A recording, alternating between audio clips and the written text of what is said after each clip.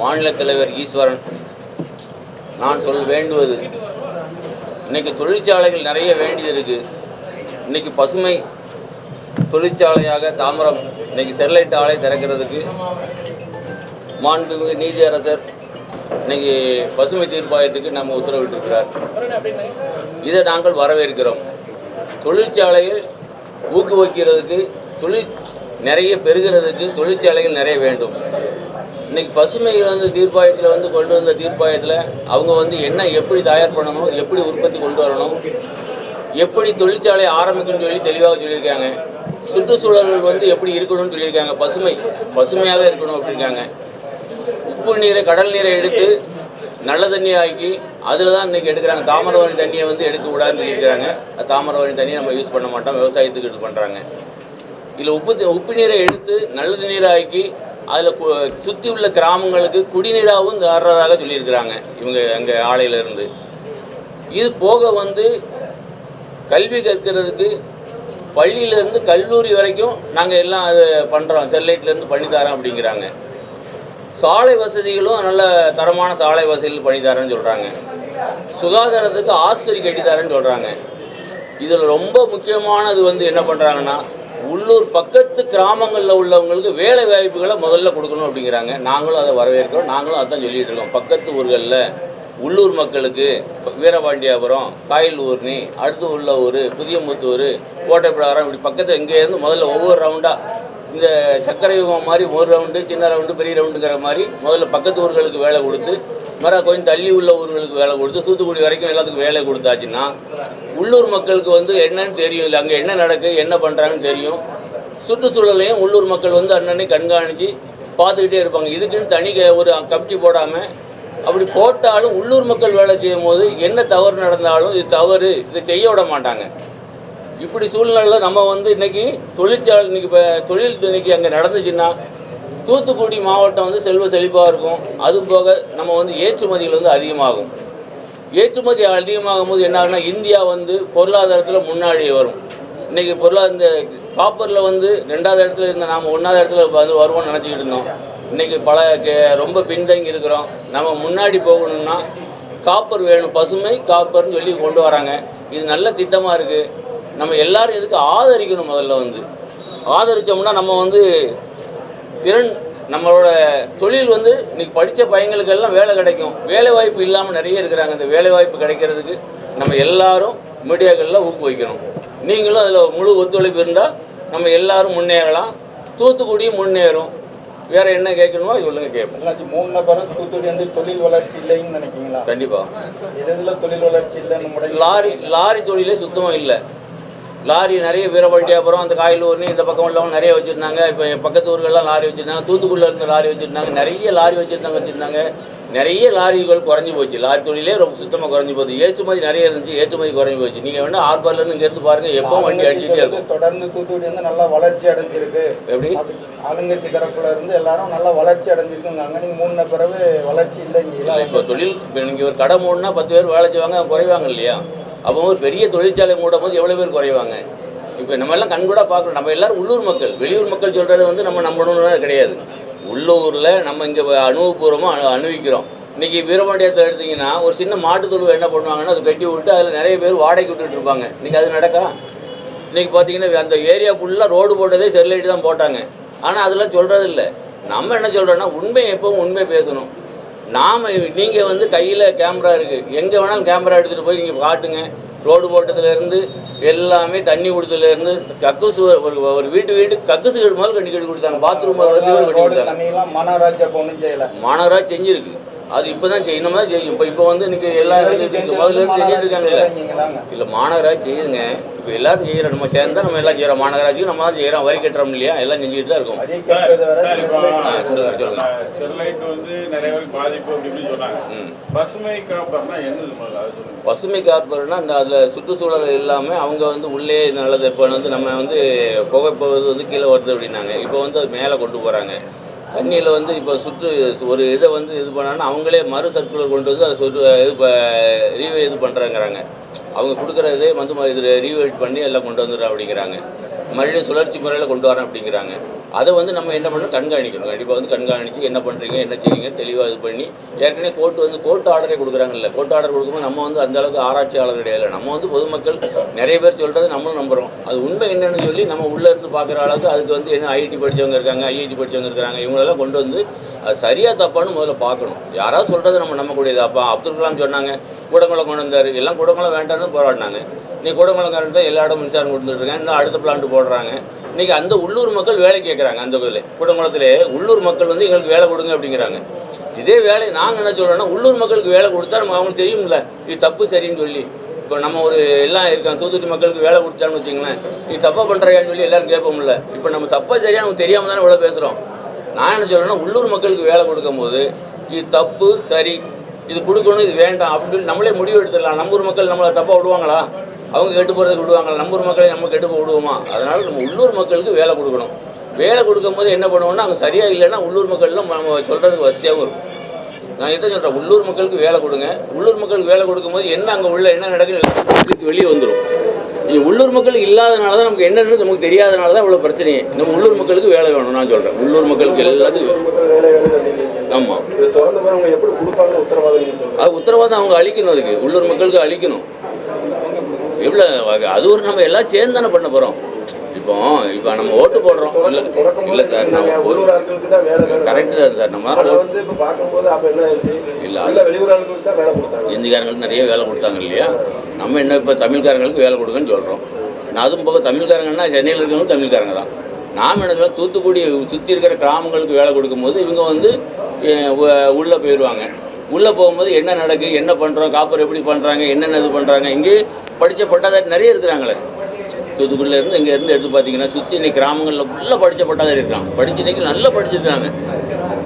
எல்லாருமே படிச்சிருக்காங்க. எங்கள் வீட்டில் நல்லா படிச்சிருக்காங்க. எங்கள் வீட்டில் கிட்டத்தட்ட ஒரு 15 பேர் அவ்வளோ பட்டாதாரி தான் படிச்சிருக்காங்க. இப்போ இருக்கிற இதில் இருக்கிறவர் பாதி பேர் பட்டாதாரி தான் இருக்கிறாங்க.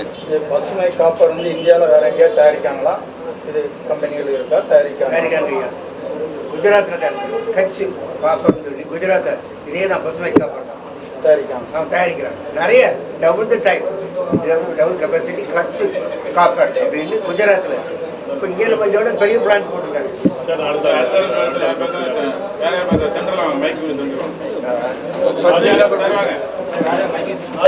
பசுமை காப்பர்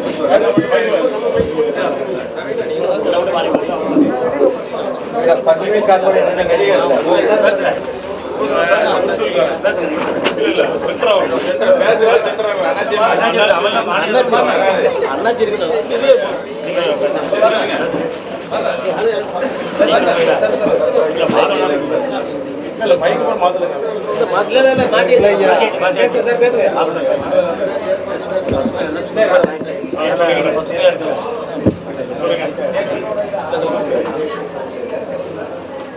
வந்திருக்கும் அனைவருக்கும் தமிழ்நாடு இந்து வியாபார சங்கத்தின் சார்பாக வணக்கத்தை தெரிவித்துக் கொள்கிறேன். நான் வந்து தூத்துக்குடி மாவட்ட தலைவராக அண்ணாச்சி எனக்கு பொறுப்பு கொடுத்துருக்காங்க. அந்த வகையில் நான் உங்கள்கிட்ட இப்போ தூத்துக்குடி மாவட்டத்துக்கு இந்த தொழிற்சாலை வந்து கண்டிப்பாக ஏன் நாங்கள் வந்து ஆதரவு கொடுக்கோம் அப்படின்னா, ஃபஸ்ட்டில் வந்து முன்னாடி உள்ள கதையெல்லாம் விட்டுருங்க, அட் ப்ரெசன்ட் இப்போ என்ன கதை நடக்குங்கிறத நம்ம பார்க்கணும். நிறையா வேலைவாய்ப்பு கம்மியாயிட்டு, ஹார்பரில் ஏகப்பட்ட லாரி ஓடிட்டு இருந்துச்சு. இப்போ லாரி போக்குவரத்து சுத்தமாக இல்லை. இந்த லாரி போக்குவரத்து இல்லாதனால நமக்கு வந்து அந்த லாரி போக்குவரத்தை வச்சு நிறைய மெக்கானிக்குகள் பிழைச்சிக்கிட்டு இருந்தாங்க. மெக்கானிக்கல் ஷாப்புக்கு நிறைய இல்லாமல் போச்சு. அது பக்கத்தில் ஒரு சின்ன ஹோட்டல் வச்சுருந்தாங்க, ஹோட்டல் தொழில் இல்லாமல் போச்சு. உங்களுக்கு வந்து போக்குவரத்து துறை ரொம்ப, அதாவது போக்குவரத்து அதை நம்பி இருக்கக்கூடிய தொழிலாளர்கள் நிறைய அடி. இப்போ பார்த்தீங்கன்னா அந்த பேஸில் இருந்தவங்க எல்லாருமே வேறு வேலைக்கு போயிட்டு இருக்காங்க. ஊரை விட்டே நிறைய பேர் காலி பண்ணி வேறு இடத்துக்கு போயிட்டாங்க. தூத்துக்குடியில் வேலை பார்க்குற மக்கள் கம்மியாயிட்டு. ரெண்டாவது நமக்கு வந்து படித்த நம்ம தூத்துக்குடி மாவட்டத்தில் உள்ள படித்த பையங்க, படித்த பட்டதாரிகள் ஏகப்பட்டவே இருக்காங்க. நம்ம தூத்துக்குடி மாவட்டம் தான் கல்வியிலையும், திருநெல்வேலி மாவட்டம் தான் கல்வியிலையும் ரொம்ப பேர் பெற்றது. இங்கே உள்ள மாணவர்கள் படித்து முடிச்சுட்டு எல்லாம் வெளியில் வேலைக்கு போகிறாங்க. ஏன் அதை நம்ம ஊருக்கே பயன்படுத்தக்கூடாது? நம்ம தூத்துக்குடி வளர்கிறதுக்கு எதுக்கு நம்ம வந்து முக்கியத்துவம் கொடுக்கக்கூடாது? நீங்கள் தூத்துக்குடி மாவட்டத்தில் திருவள்ளூர் மாவட்டத்தில் 35. ஆமாம், அது ஓகே. ஆனா இன்னைக்கு கேளுங்க, இன்னைக்கு வட இந்திய தொழிலாளர் தான் இன்னைக்கு அதிகமா இருக்காங்க. அதைத்தான் சொல்றேன். நீங்களே வந்து வட இந்திய தொழிலாளர் கொண்டு வரீங்க. ஏன்னா அந்த நிலைமை நீங்க உருவாக்கிட்டு இந்த நிலைமை அதெல்லாம் எதிர்க்கணுங்க. நீங்க அதை விட்டுட்டு ஒரு கம்பெனி இந்த ஸ்டெர்லைட் கம்பெனி திறந்த பிறகு நாங்கள் தூத்துக்குடி மக்கள் மட்டும் தான் வேலை வாய்ப்பு கொடுக்கணும், அது எப்படி நம்புறது? முதல்ல இன்னைக்கு எல்லா கம்பெனிலுமே வட இந்திய தொழில் தான் இருக்கான். அது குறிப்பா நீங்க பாத்தீங்கன்னா ஹோட்டல்ல இருந்து வரிசை எல்லா இடத்துல இருக்கு, எல்லா கடைகள் இருங்க. ஆமா, வட இந்திய தொழில் தான் இருக்கான். எதுக்கு இருக்காங்க? அவங்களுக்கு தான் முக்கியத்துவம் கொடுக்கீங்க. இங்க உள்ள வந்து வேலை இல்லாம வெளியிடத்துக்கு போறானே, நான் வேலை செய்ய ஆள் இல்லாம வெளியிருந்து வராங்க. அப்ப நீங்க எப்படி தூத்துக்குடி மக்கள் கொடுப்பீங்க சொல்லுங்க? ஆமா, அதாவது வட இந்திய தொழிலாளர் தான் எல்லா விஷயத்திலும் இருக்காங்க, இல்லைன்னு சொல்லலையே, இருக்காங்க. நம்ம வந்து இந்த இப்போ பேசுறது வந்து நம்ம வந்து இங்க ஆலை ஆரம்பிச்சா அந்த ஆலையில நம்ம தூத்துக்குடி மக்களுக்கு முன்னுரிமை கொடுக்கணும். அப்படி நம்ம வந்து ஒரு அக்ரிமெண்ட் போட்டு நமக்கு எல்லாரும் நம்ம பப்ளிக்கா அக்ரிமெண்ட் போட்டு நமக்கு காமிக்கணுங்க. அதைத்தான் சொல்ல வரேன். வெளியில இருந்து வரவன் வேற, ஹோட்டல்ல வேலை பார்க்குறவன், கக்கூஸ் கலருவன், அந்த இந்த இது அதுக்கு பேச்சே வரல. அந்த பசுமை தாமிர பொருட்காலை திறந்தாங்க, அதுக்கு நாங்கள் ஆதரவு தெரிவிக்கோம். அந்த ஆதரவுக்கு ஏன் தெரிவிக்கணும்னா உள்ளூர் மக்களுக்கு வேலை வாய்ப்பு கொடுக்கணும். அந்த வேலை வாய்ப்பு கொடுக்கறது பேச்சு வழக்கில் நிப்பாட்டக்கூடாது. அதை வந்து அக்ரிமெண்ட் போட்டு அனைத்து தரப்பு முன்னாடியே அந்த அக்ரிமெண்ட்ல அந்த கம்பெனிக்காரன் சைன் பண்ணணும். உள்ளூர் மக்களுக்கு வேலை கொடுப்போம் அதை சொன்னால் மட்டுமே நம்ம வந்து அடுத்த கட்டத்துக்கு போகணும். அது போக அவங்க நிறைய இது சொல்லியிருக்காங்க. அதாவது கடுமையான சுற்றுச்சூழல்கள் மேம்படுத்தப்பட்ட மாசு கட்டுப்பாடு அமைப்புகள், தொடர்ச்சியான கண்காணிப்பு மற்றும் சுயாதீனமான 3ஆம் தரப்பு தணிக்கையில் ஆற்றல் மட்டுமே ஆலை மீண்டும் திறக்கப்பட வேண்டும். ஒன்று எங்களுது. 2வது, தூத்துக்குடி நல நிதி ஒன்று அமைக்கப்பட வேண்டும். 3வது, 100 கோடி ரூபாய் டெபாசிட் இருக்கு. அதெல்லாம் முடிஞ்சு போனது. என்னாச்சு? முடிஞ்சு போனதை பத்தி கேட்காதீங்க. இப்போ அட் பிரசன்ட் என்னவோ அதை பேசணும். அடுத்தது 3வது வந்து தரமான பள்ளி மற்றும் மருத்துவமனை வசதிகளில் உறுதியான முதலீடுகள் உள்ளூர் குடும்பங்களுக்கு நேரடியாக பயனளிக்க வேண்டும். 4, திறன் மேம்பாட்டு திட்டங்களின் ஆதரவுடன் தகுதி வாய்ந்த உள்ளூர் குடியிருப்பாளர்களுக்கு வேலை வாய்ப்பில் முன்னுரிமை அளிக்கும் தெளிவான எழுத்துப்பூர்வ கொள்கை இருக்க வேண்டும். 5வது, உள்ளூர் ஒப்பந்ததாரர்கள் மற்றும் சிறு வணிகங்களுக்கும் கொள்முதல் மற்றும் சேவை வாய்ப்புகளில் கட்டமைக்கப்பட்ட முன்னுரிமையை பெற வேண்டும். இதனால் பொருளாதார நன்மைகள் மாவட்டத்திற்கு இருக்கும். நம்ம மாவட்டம் முன்னேறணும், நம்ம மாவட்ட மக்கள் முன்னேறணும், நம்ம மாவட்டம் இதுதான் எங்களது முதல் நோக்கம். இதில் நம்ம வந்து இதுக்கு ஓகேன்னா நாங்கள் ஆதரவு கொடுத்துட்டு இருக்கோம். இதான் முதன்மை. மக்களுக்கு வேலை கொடுக்க அக்ரிமெண்ட் சைன் பண்ண ஒத்து வர மாட்டாங்கன்னு உங்களுடைய மனநல. நாங்கள் அதை எதிர்த்து போராடுவோம். ஒத்து வரல அப்படின்னாச்சுன்னா மெயினே வந்து எங்களுக்கு உள்ளூர் மக்களுக்கு வேலை வாய்ப்பு கொடுக்கணும். அதுக்கு முதல்ல நீ உள்ள வரியா? அதுதான் முதல் இது. எங்க தலைவர்கிட்ட எல்லாமே பேசுறதுனால பிரஸ் மீட்டிங்கே நான் வரோம். பேசி நாங்கள் உள்ளூர் மக்களுக்கு வாய்ப்பு கொடுக்குறோம். நல்ல தண்ணியை வந்து இந்த உப்பு தண்ணி நல்ல தண்ணியாக்கி கிராமங்களுக்கு குடிநீர் கொடுக்குறோம். மிச்ச தண்ணி அதில் வந்து இன்னும் அதிகப்படி தண்ணியை கொடுத்து பக்கத்தில் விவசாயத்துக்கே தண்ணி கொடுக்குறோம் அப்படிங்கிறாங்க. தாமிரபரணி தண்ணி நாங்கள் எடுக்க மாட்டோம். இது எல்லாமே சொல்ல போய் தான் நாங்கள் எல்லாமே தமிழ்நாடு இந்தியாவா சங்கம் ஆதரிக்கும். நம்ம வந்து எல்லாருமே உள்ளூர் மக்கள். முதல்ல அதை நீங்கள் எல்லோரும் தெரிஞ்சுக்கணும். நாங்கள் வந்து வெளியிருந்து வரல, எல்லாருமே இங்கே தூத்துக்குடி மக்கள். தூத்துக்குடி மாவட்டத்தில் உள்ள தமிழ்நாடு பூரா நம்ம தமிழ்நாடு பூரா சங்கம் வச்சுருக்கிறோம். இருந்தாலும் இந்த வந்திருக்கு 2 மாவட்டத்துலேருந்து வந்திருக்கிறோம். தூத்துக்குடி மாவட்டம் தான் இங்கே இப்போ வந்து பேசிட்டு தூத்துக்குடி மாவட்டத்துலேருந்து எல்லோரும் வந்திருக்கிறோம். அதாங்க கடல் தண்ணியை இவ்வளோ நேரம் அதான் சொல்லிட்டு இருக்கேன். கடல் தண்ணியை எடுத்து எல்லாம் சுத்திகரிப்பு பண்ணுறாங்க இல்லையா? ராமநாதபுரத்துலேயே அந்த தண்ணி நல்ல தண்ணியை வந்து கொண்டு வராங்கல்ல, உப்பு தண்ணியை வந்து நல்ல தண்ணியாக கொண்டு வராங்க இல்லையா? இதே மாதிரி உப்பு தண்ணியை நல்ல தண்ணியாக கொண்டு வந்து அதை கொண்டு வந்து சுத்திகரிப்பு பண்ணி செல்ல ஆலைக்கு பயன்படுத்தி ஆலைக்கு போக தண்ணியை மீதியும் பயன்படுத்தி மறுசுழற்சி பண்ணி சுற்றியுள்ள கிராமங்களுக்கு குடி தண்ணீராக கொடுக்குறேன்னு சொல்லியிருக்கிறாங்க.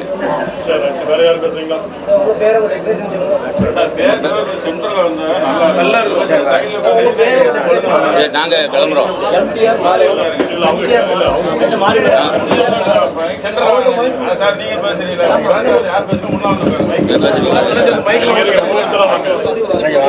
பேசுறீங்களா?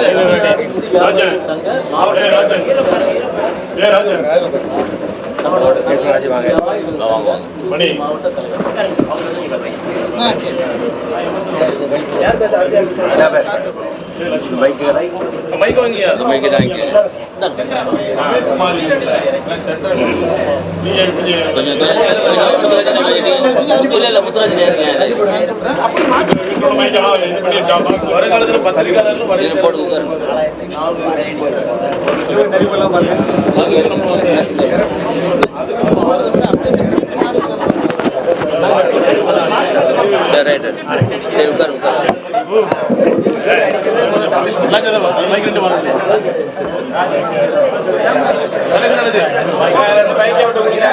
அது மாட்டி விடுங்க அந்த மாதிரி பையன் அவன் எல்லாம் கையை சரி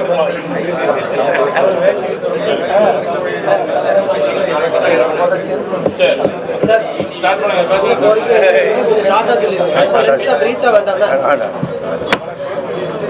வணக்கம்.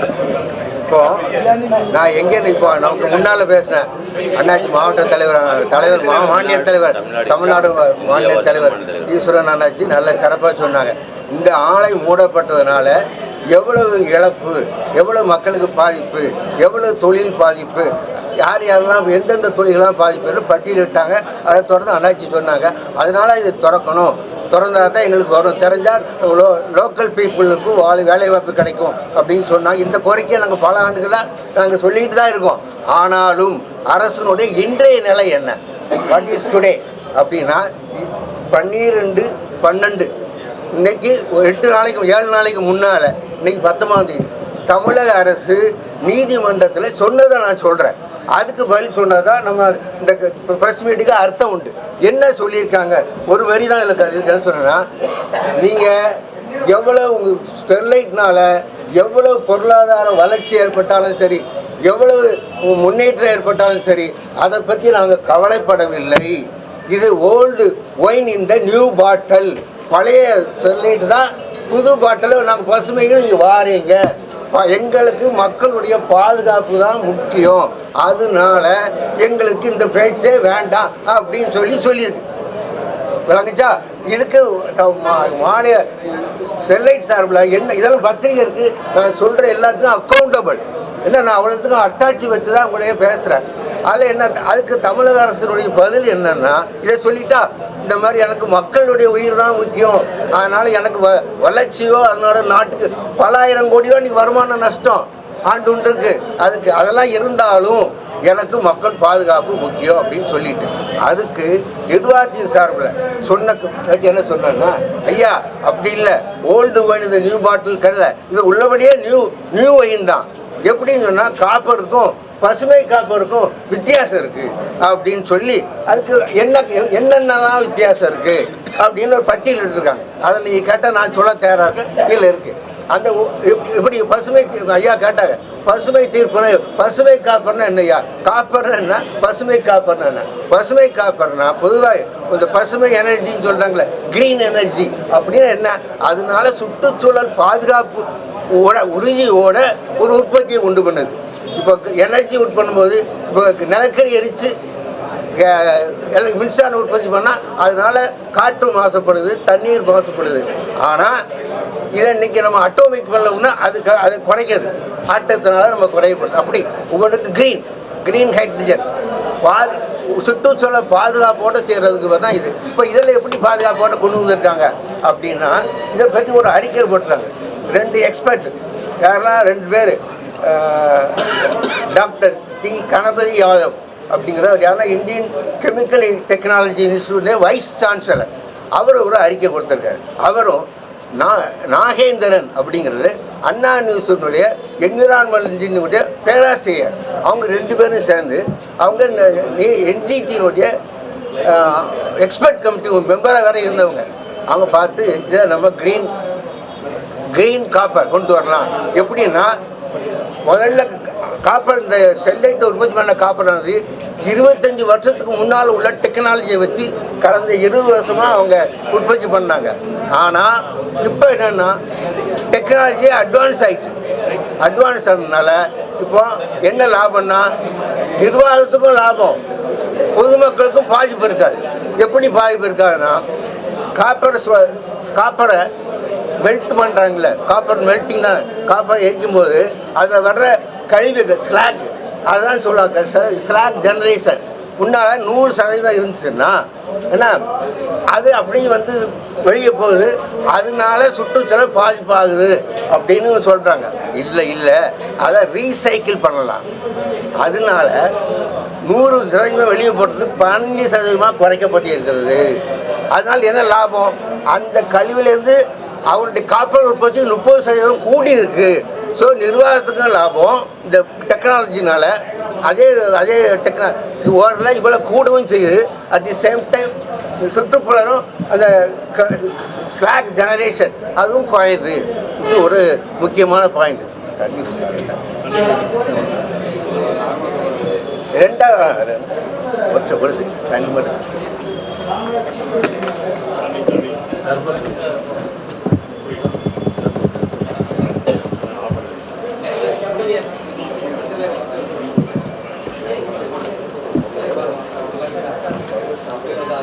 ரெண்டாவது அந்த முதல்ல இதனால் என்ன ஆகுது, நில பாதிப்பு குறைகிறது ஃபஸ்ட்டு. ரெண்டாவது காற்று அந்த சிமினினால மூலம் வந்து நிறைய SO2 வருது, SO வருது அப்படின்னு சொல்லி சொன்னாங்க. இல்லை இப்போ அதை நிறுத்தக்கலாம், டெக்னாலஜி அட்வான்ஸ் ஆகிட்டு அப்படின்னு சொல்லி அந்த ஸ்டேக் அந்த புகைப்போக்கினுடைய உயரத்தை கூட்டுறது ஒரு ஆஸ்பெக்ட். அப்புறம் புகைப்போக்கினோட என்ன ஆகும், இங்கே ப்ரொடியூஸ் பண்ண கேஸ் ஆனது அது புகைப்போக்கிலேயே போய் மேலே போகணுமா இல்லையா? இந்த கேஸ் இங்கேருந்து மேலே போகும்போது கேஸ் கேப்சரிங் சிஸ்டம் அப்படிங்கிற டெக்னாலஜி மூலமாக அந்த அப்சார்ப்ஷன் அதிகமாகிடுது. முன்னால் 100% போனது இப்போ 80% குறைச்சி 20 தான் வெளியே போகுது. அதனால் காற்று மாசுபடுகிறதும் தடுக்கப்படுகிறது. மூன்றாவது என்ன சொல்லலாம்னா தண்ணீர் தேவை. என்ன எங்கேயா தண்ணி அடிக்கீங்க? ஒருத்தர் அண்ணாச்சி கேட்டாங்க, இந்த மாதிரி நீங்கள் தண்ணிக்கு எங்கே தாமிரவரலில் இல்லாட்டா எங்கேயா செய்வீங்க அப்படின்னு. இதெல்லாம் இருக்குது, நான் சொல்லுறது எல்லாமே இருக்குது. தூத்துக்குடி மாநகராட்சியிலேருந்து சுத்திகரிக்கப்பட்ட கழிவு நீர் நாள் ஒன்றுக்கு 3000 கூபிக் மீட்டர் இந்த கடை இவங்க வாங்கி அதை மறுசுழற்சி பண்ணி அது என்ன செய்யணும், ஒரு தடவை போயிட்டு அது கூலிங்காக தான். அது காவர்னா ஒரு வெசலாந்து வரும்போது ரொம்ப ஹீட்டாக வரும்.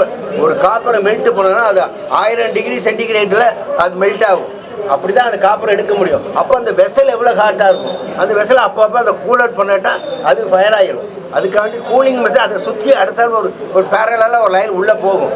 அந்த இதுதான் தண்ணி. அதனால் அது நல்ல தண்ணி தேவையில்லை, தண்ணி தான் இருந்தால் போதும். So treated wasted water from Thoothukudi municipal corporation. இப்படி முனிசிபல் கார்பரேஷன் பத்திரிகையில் படிச்சுப்பீங்க. முனிசிபாலிட்டியில் ட்ரீட் பண்ணி எல்லா பிளான்ட்டுக்கும் விற்கிறாங்க. எதுக்கு?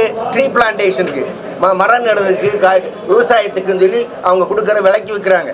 அதே அந்த இதை வாங்கி இதை மறுசுழற்சி பண்ணதுனால வாட்டர் டிஸ்சார்ஜும் 0 ஆகுது, வாட்டர் சேவிங்கும் அதிகமாகுது.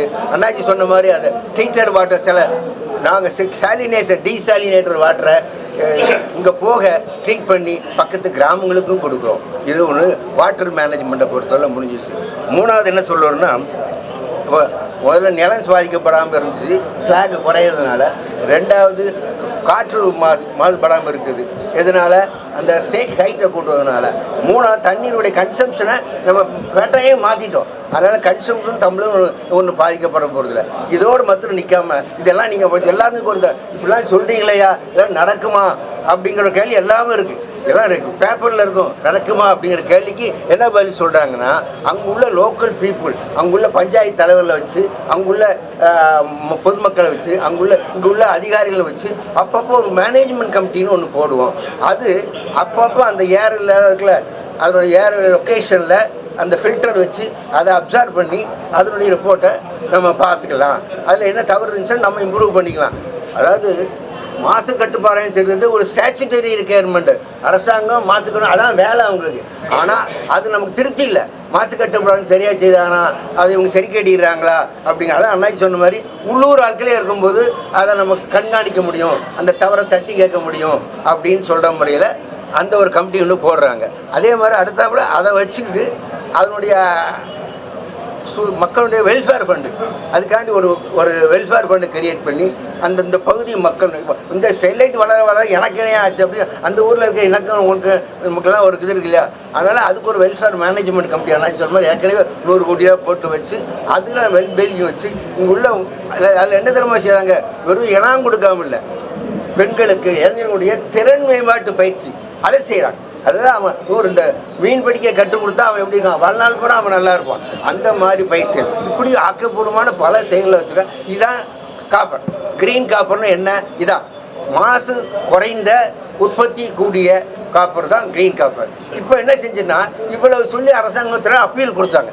இவங்க போன மாதம் ஜனவரி மாதம் அந்த இவங்க ஸ்டெர்லைட்லேருந்து கொடுத்தாங்க மாசு கட்டுப்பாடு. இதெல்லாம் 12ஆம் தேதி பேப்பரில் இருக்குது.